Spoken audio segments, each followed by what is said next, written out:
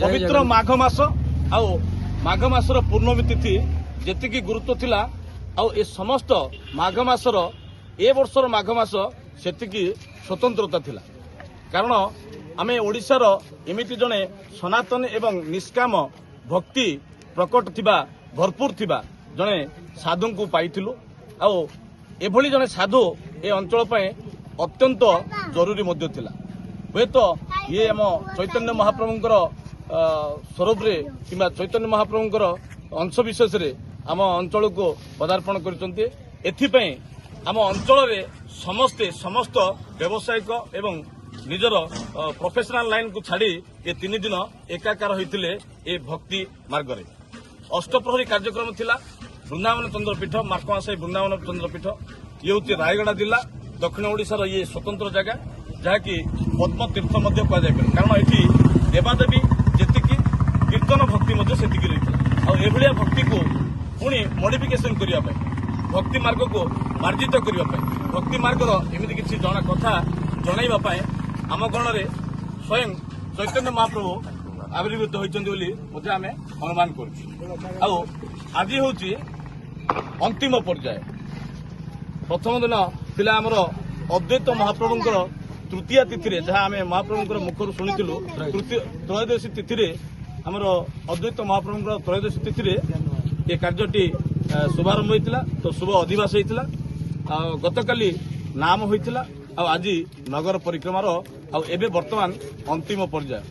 जहाँकि आपण मैंने देखुं ये जो प्रकार गहल चहल ये हूँ पद्मपुर एक व्यू पॉइंट सुनारघाई छक एठी एते मात्रा भिड़ अच्छी महाप्रभु को मेलाणी देवाई माने गोटे सेकेंड भी महाप्रभु को कौन ना कौन दिग को किए भ्रमित होना केवल महाप्रभु ऊपर समस्त नजर रही महाप्रभु केमती आशीर्वाद पाई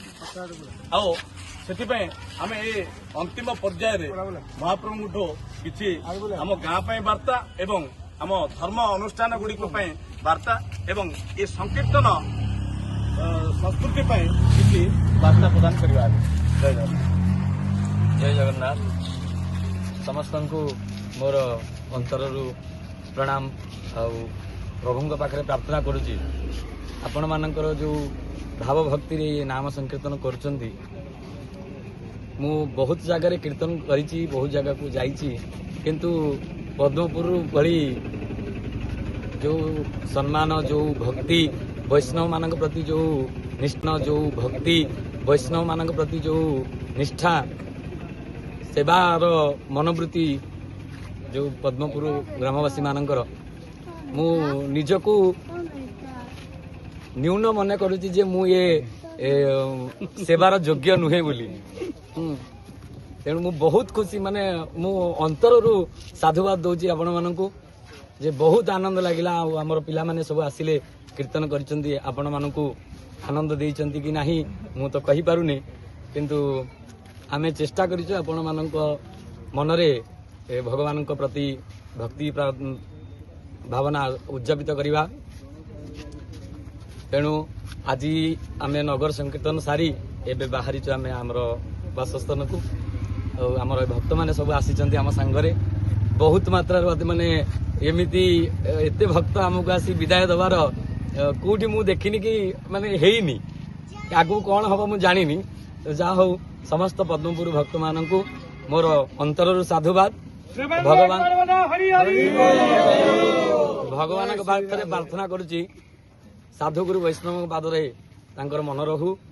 कृष्ण भक्ति हृदय जागृत हो सर्वे बोल आनंदे